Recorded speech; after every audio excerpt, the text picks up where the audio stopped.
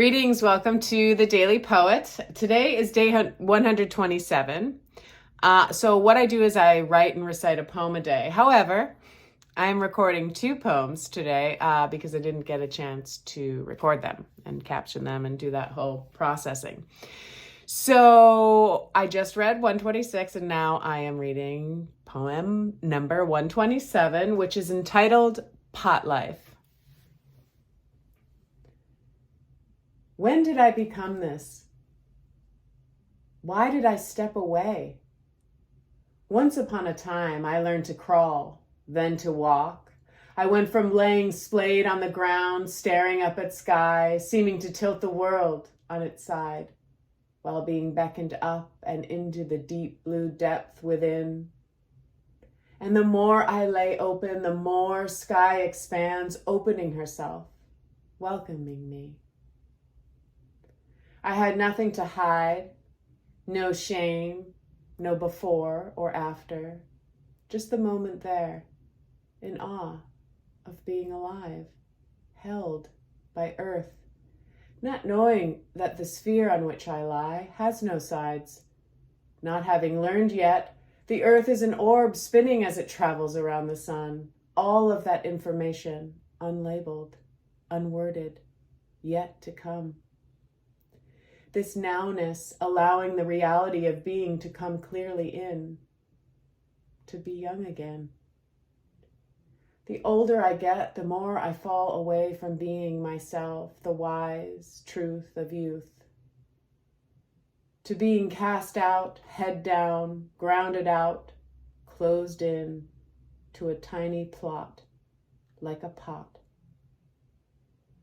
These wings of delight on which I used to soar through my days and nights have been clipped. I have tripped myself over in trying to figure out from whence I came and where to go, when opening to what the world is showing me in this moment would have been much more potent. Instead of owning the truth of being, I acquire things, and the more objects I hold, the heavier my load, and at 50 years old, I am buried underneath by the upkeep of an objective world.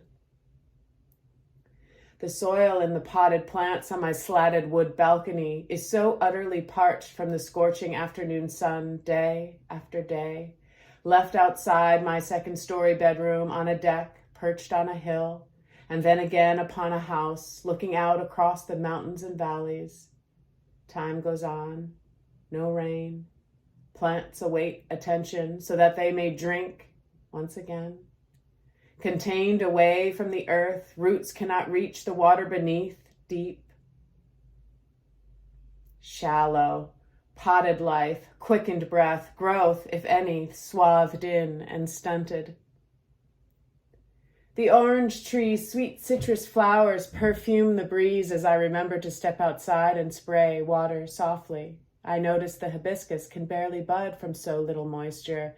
The tea tree sways in its wispy fray, and the olive tree swallows the spray and gurgles and gulps, and the pouring water engulfs the cracked soil, overflowing pot rims. The water cannot seep through in such abundance at once, but needs time to ingest, digest, take and integrate that which it so desperately desires, each plant in its own time.